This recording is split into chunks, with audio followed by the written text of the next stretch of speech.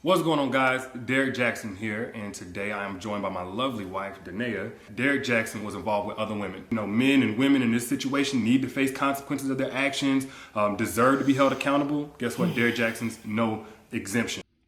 All right. So I don't know if old boy in the comments was trolling or if he was being genuine, but he wanted me to do a reaction video to my own video. And since I'm a narcissist, I figured, why not? Fuck it. But just so you know, I will be doing this in the third person, as if that's something completely brand new to me. As a matter of fact, the video that I'm reacting to now is in third person because I kept saying Derrick Jaxn. Now, a lot of people have seen this already, but this is Derrick Jaxn. A lot of people think that he's a relationship guru. This is completely odd to me because I actually don't know anyone that actually thinks he's a relationship guru. Matter of fact, I think Derrick Jaxn is the only one that believes he's a guru. I don't know where he's getting his information from, but I believe he's probably getting his information from me, myself, and I. And Derrick Jaxn. So now Derrick Jaxn and his wife are making this video because at some point in the relationship, in the marriage, somewhere around the time where Derrick Jaxn said I do, to probably just this morning, he didn't take his own advice and he got caught up for fucking with some hoes. Allegedly. Now, upon first impression, nothing really seemed odd about Derrick Jaxn except for the fact that Derrick Jaxn kept saying Derrick Jaxn as if Derrick Jaxn didn't realize he was Derrick Jaxn. Now, as for his wife, I heard her say that she loved him, she was proud of him, she believed in him, but for some reason, she just wasn't believable to me. I think she got that good old ass whooping, and after getting her shit together, she came back stronger in the next video, and she let us know that this whole idea of doing this video was hers. Now, as far as Derrick Jaxn is concerned, I commend him. He took accountability for his actions. He didn't come up with any of these bullshit ass excuses that most of these men like to give you. Like, oh, my parents died when I was young. Oh my God, you know. Oh, I live in a single parent household. Oh, it was because of the way I was raised. Nobody loves me. Yeah. All these bullshit ass excuses that men like to use. Derrick Jaxn didn't use any of those. That's why I commend him. He took accountability for his actions, and instead, he just blamed God. But I thought that was a little weird because a couple years ago, you would have never heard Derrick Jaxn talk about God or Jesus, you know. But if he would have had Jesus in his life back then, none of this shit would have ever happened because Jesus would have just showed up and zipped his zipper back up. Because that's one of the benefits of having Jesus in your life. Right when you about to fuck on one of your hoes, Jesus just pops up like, not today, nigga. Now, I think this is a great example of why you don't put people on a pedestal.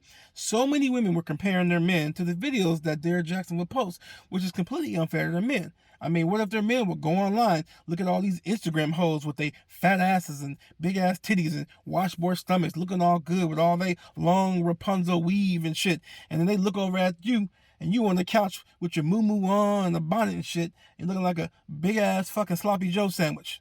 You wouldn't like that, now would you? Now, I don't know anyone personally that actually puts Derrick Jaxn on a pedestal other than Derrick Jaxn. As a matter of fact, it wasn't until Derrick Jaxn was 300 off that pedestal by one of his hoes that he realized, shit, you know what?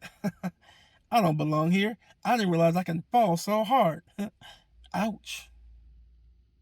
Now, most people are going to close the book on Derrick Jaxn. They're like, I ain't fucking with Derrick Jaxn no more. But I'm more so going to be on the side of his wife where she's like, you know what? Let's have some new chapters. And Lord knows I need some new chapters in my life.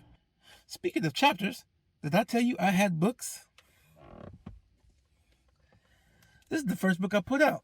Hoes Be Always Trippin', Trying to Catch a Nigga Slippin'. In this book, I will teach you the blueprint of how to get the best hoes on the market, the ones that know how to shut the fuck up and not fuck with they bag.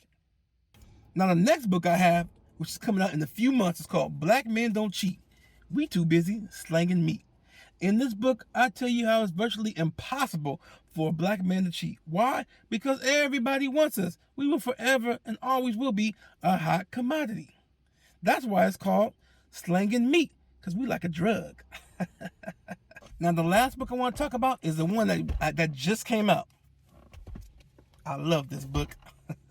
It's called How to Say a Whole Lot and Not Say Shit at the Same Damn Time. In this book, I teach you how to set up a studio in your car, just like this one right here.